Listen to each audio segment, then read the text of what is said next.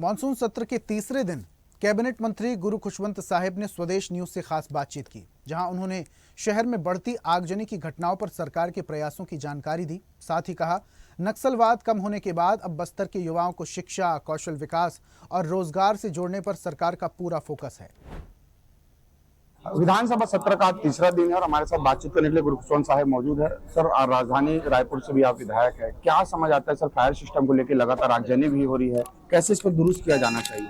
देखिए, हमारी सरकार दृढ़ संकल्पित है हर प्रकार की सुविधाओं के लिए, ताकि यहाँ की जनता सुरक्षित रहे और सुरक्षित होकर वो आगे बढ़े। तो इसीलिए लगातार प्रयास हमारे माननीय गृह मंत्री जी कर रहे हैं और जो जैसा मांग आ रहा है उसके अनुरूप उनके द्वारा कार्य किया जा रहा है। और उन्हें विधानसभा में भी आश्वासन दिया, जहाँ के निर्माण कार्य में अगर देरी हुई तो वो स्वयं जाएंगे, स्वयं निरीक्षण करेंगे और स्वयं निरीक्षण करके उस कार्य को दुरुस्त करेंगे और जल्द से जल्द सारी सुविधा उपलब्ध हो इसका प्रयास करेंगे।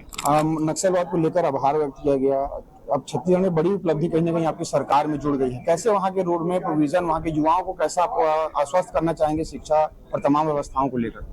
देखिए, जो नक्सलवाद है, लाल आतंक एक बड़ा अभिशाप इस छत्तीसगढ़ के लिए था और आज हमारे यशस्वी प्रधानमंत्री नरेंद्र मोदी जी, हमारे श्री गृह मंत्री अमित शाह जी, हमारे माननीय मुख्यमंत्री विष्णुदेव साय जी, माननीय गृह मंत्री विजय शर्मा जी के दृढ़ संकल्प के कारण, ये मेहनत के कारण आज छत्तीसगढ़ से ये लाल आतंक समाप्त हुआ है।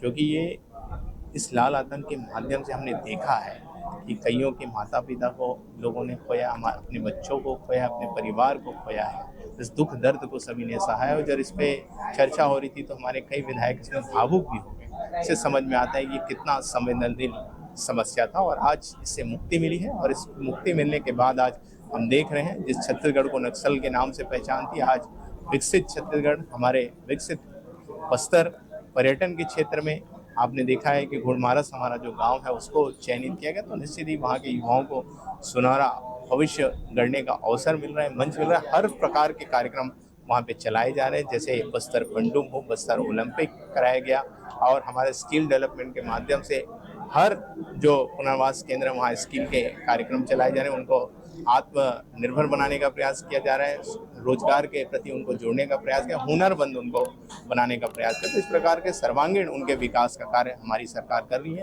तो ये गुरु खुशवंत साहिब से हमने बातचीत की, जिसमें अलग अलग, चाहे वो प्रधानमंत्री नरेंद्र मोदी को आभार व्यक्त करने को लेकर हो, चाहे विपक्ष के इस पे नक्सलवाद के लेकर विरोध करने पर हो, चाहे वो लगातार छत्तीसगढ़ के उस लाल आतंक का खात्मा होने के बाद वहां की दशा और दिशा पर किस तरह से सरकार काम कर रही है, तमाम मुद्दों को लेकर आपने सुना क्या कुछ सरकार की नीति और रणनीति तैयार की जा रही है। कैमरामैन किशन के साथ हिमांशु पटेल, रायपुर। और ऐसी ताजा खबरों के लिए लाइक, फॉलो और यूट्यूब पर सब्सक्राइब कर बेल आइकन जरूर दबाइए और हर अपडेट के लिए विजिट कीजिए स्वदेशलाइव.com।